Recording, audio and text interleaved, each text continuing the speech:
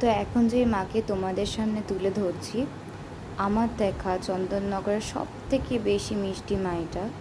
তো এই মিষ্টি মাকে দেখার জন্য তোমাদের চলে আসতে হবে লিচুতলায়। এই প্যান্ডেলের বিশেষ অর্থটা কি তোমরা কি জানো? সেই খবরের কাগজ মানুষ পড়ে ফেলে দেয়, সেই গোটা খবরের কাগজ দিয়ে তৈরি এই প্যান্ডেলটি।